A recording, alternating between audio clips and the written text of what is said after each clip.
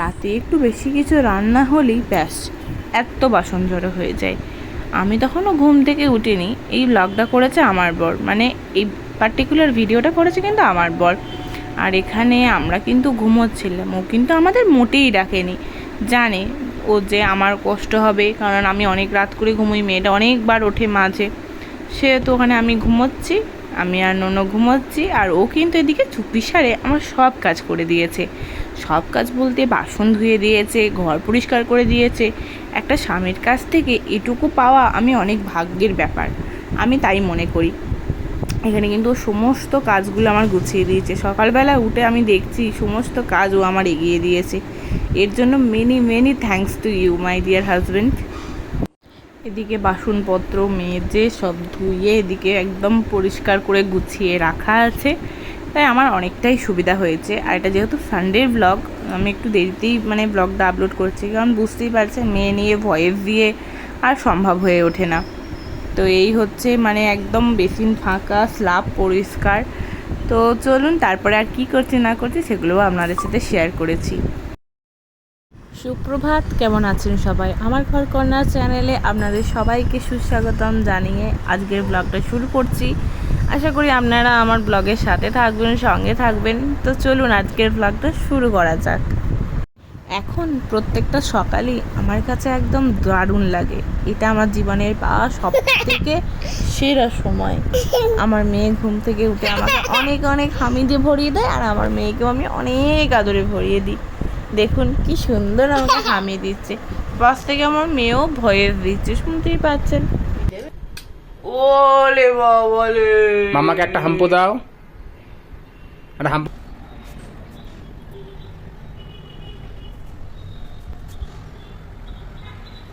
আমাদের অপরাজিতা গাছ, অপরাজিতা গাছে ফুল কবে হবে গো? গাছটাকে গ্রিল দিয়ে বেশ ভালোই যাচ্ছে, জানো, গ্রিল দিয়ে বেশ ভালোই যাচ্ছে। এই গাছগুলোতে বাইরে একটা করে ফুল ফুটে দেখা যাচ্ছে ফ্ল্যাটের বাইরে থেকে। রিমোট ফেলে দিয়েছে, ভালো।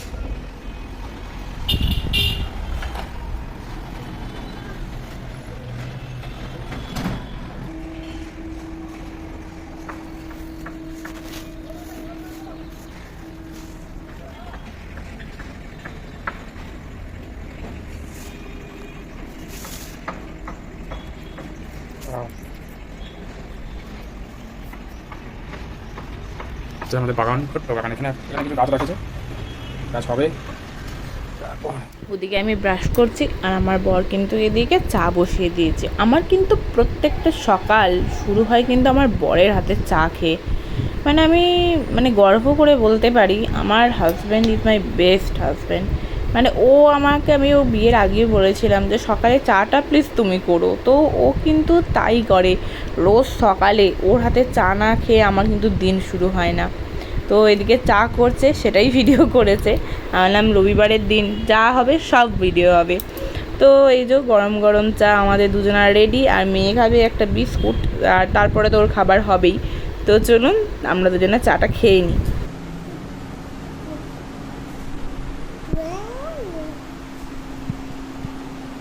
কি করছো গো?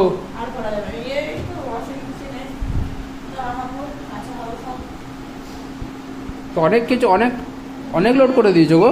এত একটা ইয়ে মশারি আছে, আবার এটাও আছে, হবে নিতে করতে পারবে। হ্যাঁ, যদি চারটে চাদর দেওয়া যেতে পারে একসাথে, তো একটা মশারি একটা দিয়ে দেওয়া যেতে পারে না? আচ্ছা, ওগুলো ঝেড়ে দিয়েছো? সব ছেড়ে ছেড়ে দিয়েছি। এটা কি ইউজ করছো গো? এই যে লিকুইড ডিটারজেন্ট। Liquid detergent. হ্যাঁ, ওই একটা কাপ আর একটা হাফ কাপ দিয়ে দাও। এটা খুব সুন্দর একটা বার করেছো তুমি। হ্যাঁ, এটা খুব ভালো আইডিয়া। হ্যাঁ, একটা মাপ তো থাকবে। এই তো সবেতে হাত কেমন। এই হচ্ছে আমাদের ওয়াশিং মেশিন, বেশ ভালোই কাজের। হ্যাঁ, ভালোই কাজেরনীয় জিনিস সত্যি। এটা একটা প্রয়োজনীয় জিনিস, এটা অপ্রয়োজনীয় জিনিস না। আমরা চালিয়ে দিই, সুন্দরও কেচে দেয়। হ্যাঁ, ভালোই কাজে, বলো। দারুণ দারুণ সুন্দর কাজ। আমরা ওই ইকো মোডে দিয়ে দিই, বেশি জলটা বেশি নয়, না, কিন্তু বেশি নয়, যতটুকু প্রয়োজন হ্যাঁ কাজটা ততটুকু কিন্তু নেবে। টাইম কম নেয়, তারপরে দেবো। বিলও কম ওঠে খুব। আর আমাদের তো সপ্তাহে প্রতি সপ্তাহে কি রান্না করবো গো দুপুরে? আজকে জলখাবার বেলায় কি গো? এই যে জলখাবারের বেলায় গরম গরম লুচি ভাজা হবে, আর তরকারি আছে গরম করা হবে। তরকারি কি আছে? কাবলি ছোলা, মানে ইয়ে পনির, কাবলি ইয়ে পনির চানা বলে না, চানা পনির। চানা পনির, চানা। বাহ, হ্যাঁ, করে ভালো। ননমা কি খাচ্ছিস? মুড়ি গুঁড়ো। ননমা খাচ্ছে মুড়ি গুঁড়ো। হ্যাঁ, ননমা মুড়ি গুঁড়ো খাচ্ছে। এই যে মেয়ের খেতে খেতে ঘুম চলে এসছে। ও এখন ঘুম হবে না, এই দেখো তাকাচ্ছে। ঘুমিয়ে পড়ো, দেখিয়ে দাও। হ্যাঁ, মুখটা দেখো।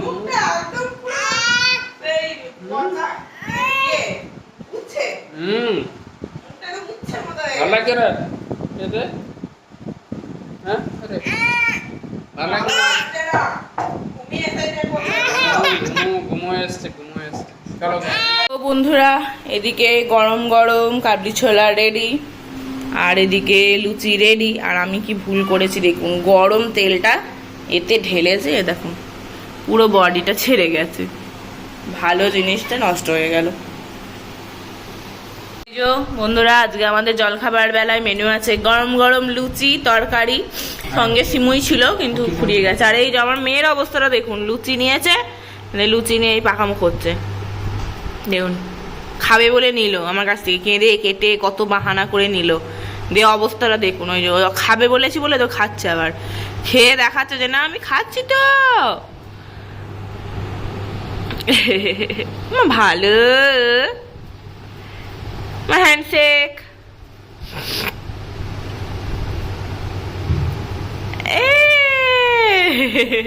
বন্ধুরা, এখন বাজে দেখতেই পাচ্ছেন 1:45, আর আমার রান্নাঘরের এই অবস্থা। কিছুই রান্না চাপানো হয়নি আজকের জন্য, কিছুতেই কাজে মন লাগছে না। তো যাই হোক, মেয়েটাকে এখনো খাওয়ানো হয়নি, এই অবস্থা এখন রান্নাঘরের। তো চলো ঝটপট করে কিছু করে নিই। হ্যাঁ গো, খাবো না নাকি গো? হ্যাঁ, যে খাবো না? কটা বাজে গো? এখন তুমি রান্না করছো? হ্যাঁ, এই যে গরম গরম চিকেন পকোড়া হবে, ভাতে ভাতে ভাত আর চিকেন পকোড়া। আর এইখানে এই চিকেনে পেঁয়াজ, এইখানে কয়েকটা চিকেন কেটে রেখে দিয়েছি, ওটা রাতে হবে। আচ্ছা চল ভাতে চিকেন আর ভাত। আজকে চিকেনের পকোড়া, আলু ভাতে ভাত রাতে হবে। করো তাহলে। এই তুই কি করছিস এখানে নিচেতে? ও এখানে পায়ের তলায় চলে এসছে। চলো রাখছি। তো বন্ধুরা, আপনাদের তখন দেখিয়েছিলাম 2টো বাজছে, এখন বাজছে 2:30-তে। তো এই যে গরম গরম আলু ভাতে ভাত রেডি, চিকেন পকোড়া রেডি, এই যে আর এই যে 4টে হচ্ছে থালি কমপ্লিট, দিয়ে আমরা খেতে বসে যাব। তো এই হচ্ছে আজকে আমাদের দুপুরের বিকালের পর তো আর আপনাদের সাথে শেয়ার করাই হয়নি। তো এদিকে সন্ধ্যে চাটা খেয়ে এদিকে এবার কিন্তু রাতের খাবার শুরু করে দিয়েছি, এবং ভাতের 10টা লেট হয়ে গেছে, যেহেতু রবিবারের সন্ধ্যে চা খেয়ে গল্প করতে উঠতেই বেজে যায় অনেকটা। এদিকে মাংসের জন্য কিছু টুকটাক এই যে যা মশলা লাগে কেটে রেখেছি, মাংস ফ্রিজ থেকে বার করে রেখেছি, আর মেয়ের জন্য এখানে আছে চিকেন স্টু উইথ রাইস। তো চলো একবার তোমাদের এটা দেখিয়ে দিই কেমন হয়েছে।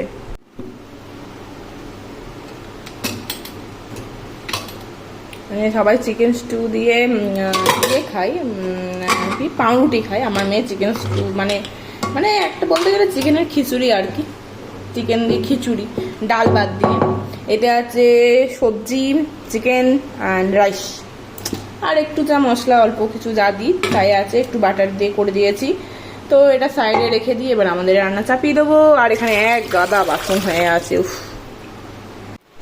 চিকেন যেহেতু অল্প, তাই অল্প তেল দেব, ব্যাস এটাতেই হয়ে যাবে। তো এই যে এবার এখানে তেল, যদিও কড়াইটা গরম আছে তো সেহেতু তেলটা তাড়াতাড়ি গরম হয়ে যাবে, গ্যাসটা কমিয়ে দিই।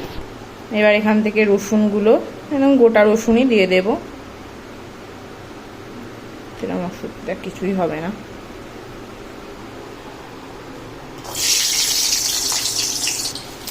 পেঁয়াজও দিয়ে দেবো।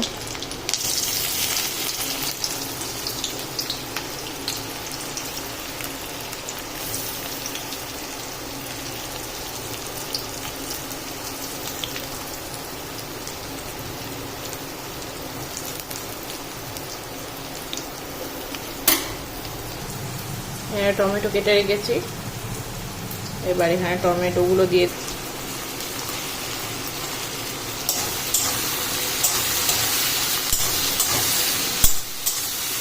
এবার একটু হালকা নুন দিয়ে ঢাকা দিয়ে দেবো যাতে তাড়াতাড়ি সেদ্ধ হয়ে যায়। তো এই তো এখানে আমার পেঁয়াজ টমেটো সব সেদ্ধ হয়ে গেছে, যে মশলাটা মেটে রেখেছিলাম সেটাও দিয়ে দিয়েছি।